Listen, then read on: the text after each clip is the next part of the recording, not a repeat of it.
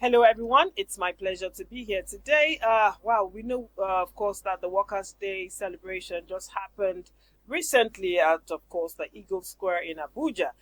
Believe me, it wouldn't be complete if we don't have some guests in the studio today to come and throw light on the situation on that day. That's number one. And number two is to have, of course, as you know, we are at the Public Complaints Commission. So the next thing, of course, is to have the director admin come and throw some light on the issues here as well.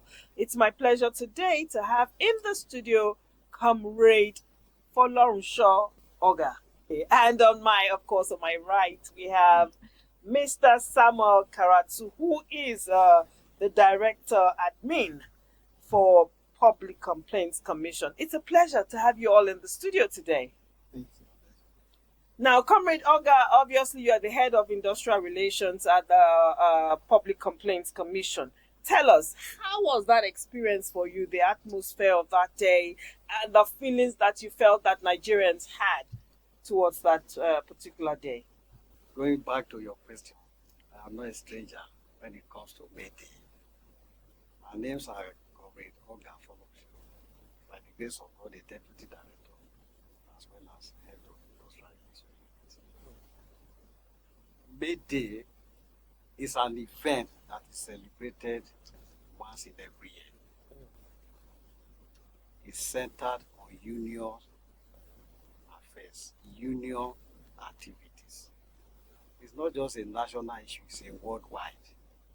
If it's being celebrated 1st of May in Nigeria, in UK, in everywhere, it's a unique event that requires the coming together of the union. It's a day union gained their liberation from slavery. So it calls for celebration. When you say from slavery, I mean, for those who don't understand. Okay, you may not understand it. It's just like in every sectors where people are being marginalized. Marginalization is like slavery, Yeah. forcing you to do things outside your way. Mm. So in today's, of course, in this year's event of the May Day, how do you assess the emotions and of course, the mood of the Nigerian worker? But my assessment, the Nigerian workers were so happy that 5th day. But I never expected it could be like that, based on the fact that there are several claims, financial these things that are being owed to the worker that were not paid. Probably because of the softness of Nigeria's workers, they ignored those situations and came to Eagle Square with their full mind, and everybody was happy. Like I said, some of us never expected that that day could be as fantastic as that, Hmm. because you cannot imagine federal government owing you minimum wage several areas that are not being paid, and you have to come to Eagle Square for celebration and there was no crisis. That is to tell you that whatever you do to Nigerian workers, they still have the interest of this country at heart. So that day was a good day, well organized, and funny enough, the population was so large like never before. Because if you compare this year's May Day with last year, you discover that this year's May Day population is like ×2 of the previous year, in spite of all the challenges, financial challenges, family challenges. People still came out en masse to celebrate. That is to tell you the importance of that day to the Nigerian workers. Fantastic. Mr. Karatu, it's great to have you here. It's the second time I know that you're coming on sets of course, of our show. So tell us now, you are the director admin for Public Complaints Commission. Now, how do you think that the PCC plans to enhance internal administrative processes to better support the welfare and rights of workers in line with the government's vision? All right. First and foremost, in line with the government vision, government of Nigeria is beacon on good governance, and then it has its own visions, which has to do with economic growth, infrastructural development, social development, reduction in or poverty alleviation.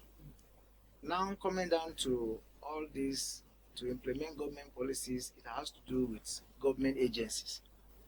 And PCC is one of them, which was established by Decree 31 of 1975, and it was aimed and directed to address maladministration in the governance, because there were excessive issues of maladministration and injustice in the public service.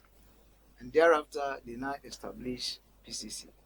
Coming back to the PCC itself as the main issue to be discussed, administratively, like Public Complaint Commission, it is committed to streamline administrative processes, particularly by ensuring that effective and efficient handling of workers' complaints and concerns.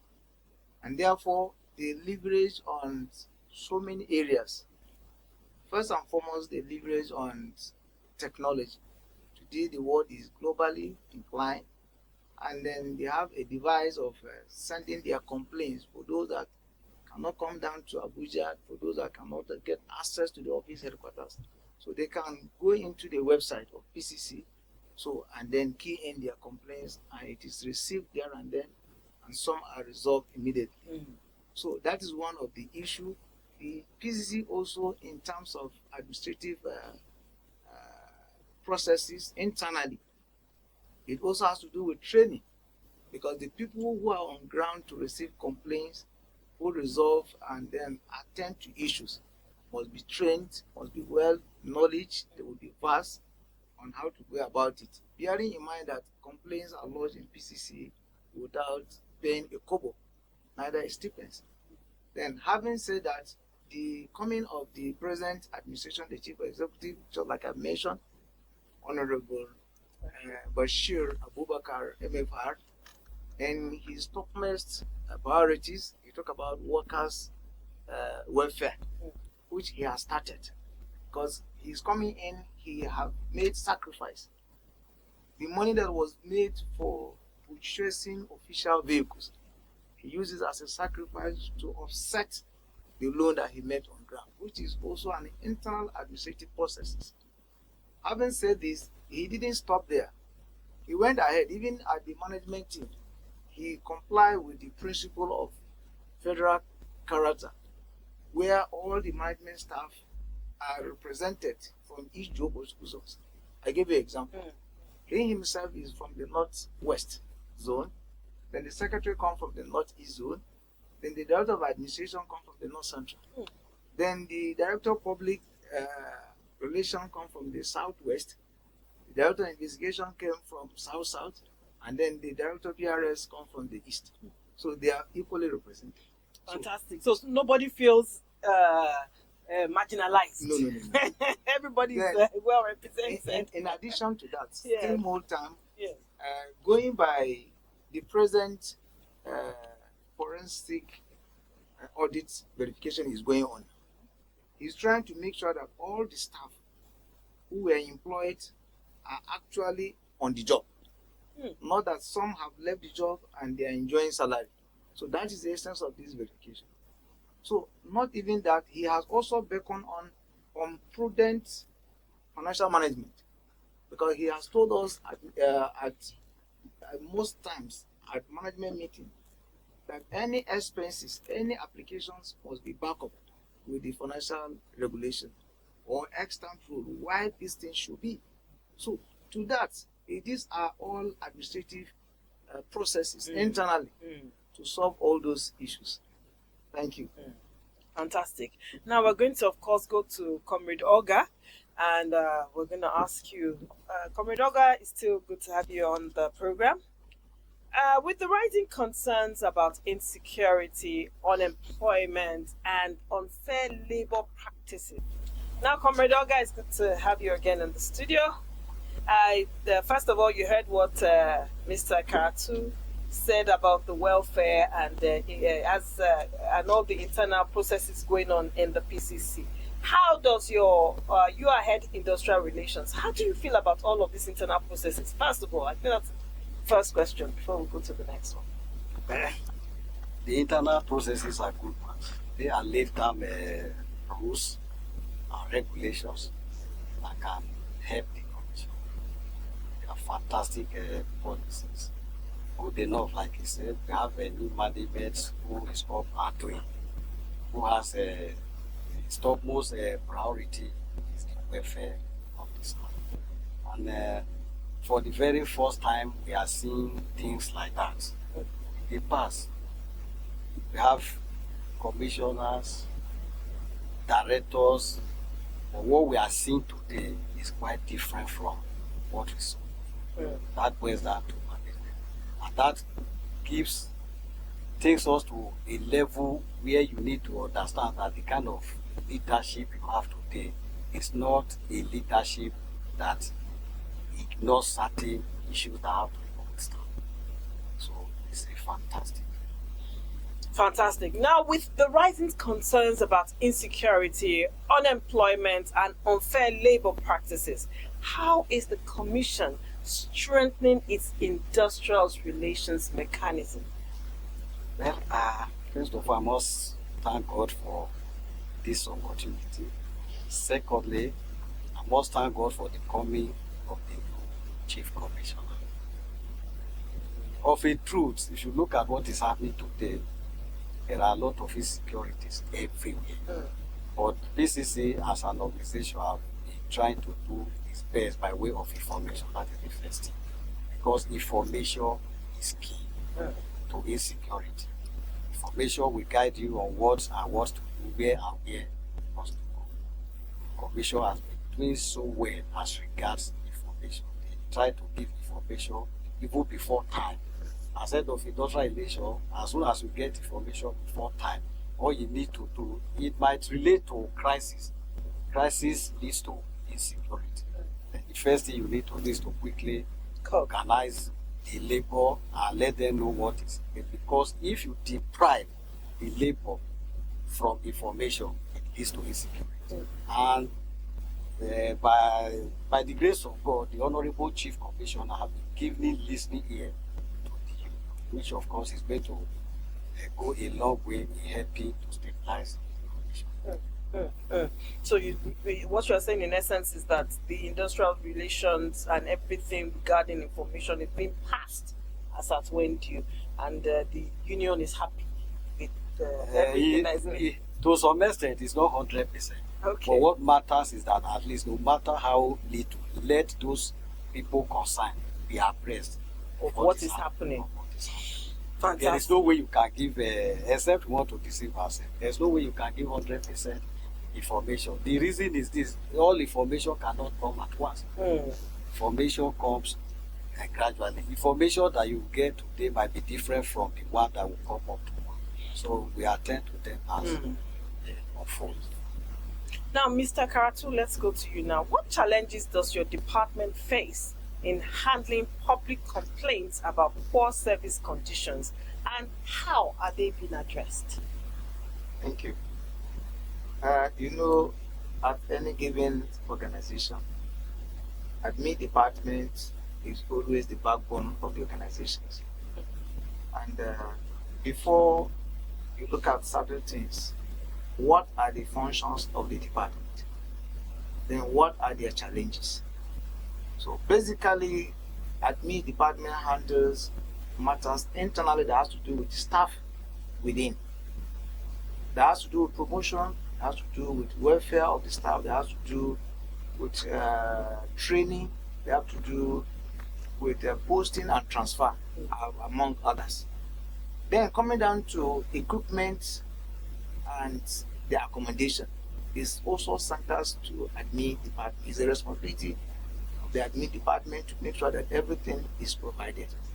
But in the situation where there are paucity of funds, is always a challenge. Like we here, we have issue of accommodation, which is obvious that the structure in place was not meant for the capacity of the numbers of today, but because of the employment that came in, there's nothing we can do. Despite that, the Honorable Chief Commissioner is trying to address all these issues, Because when you don't have a conducive atmosphere, your input to the organization is always minimal. Because people will be complaining, there is no AC, there is no light, there is no this. These are necessary. They are necessitated by the organization to provide them. But you cannot provide them when you don't have the means. So everything centers into paucity of funds. However, I can't forget that the effort of the present administration that is putting on, particularly on staff issue, because this is one of the issues too that is focusing. That once there is money, there will be provisions of, like today, before coming to this program, I've just been summoned that some technologies gadgets have been purchased. The desktop, the laptop, and the printers for the usage in the commission, which is also part of these challenges. Once you don't have this, you can't work. But once there's a provision of the equipment for staff to work with, they have no reason not to work. Thank you so much. Now, what's your assessment of the federal government's readiness to implement fair wage reviews? And what should the role of the industrial relations offices do in ensuring compliance? Well, the role of industrial relations in ensuring compliance is by monitoring the wage. What do you call it? Is it wage award? Wage award. Wage awards is to monitor the wage award that is being implemented by federal government. That's the first aspect of it. And the second aspect of it is the training. Train the staff to let them know the essence of that wage award. And that if you have a wage award, there is a reason for that wage award. Once the essence is known, then it will guide the entire staff. In all of this, there are challenges. In spite of the wage award, there are still challenges. And these challenges boils down to funding. Because whether a federal government releases a wage award or not, wage award is not the only issues that every organization that has to do with finances. Wage award is just an aspect of it. And be it as it may, like I said, the best way to look at it is by monitoring. The industrial relation will monitor how it is being implemented. Are there current or planned collaborations with labor unions or CSO aimed at improving public administration and workers' rights?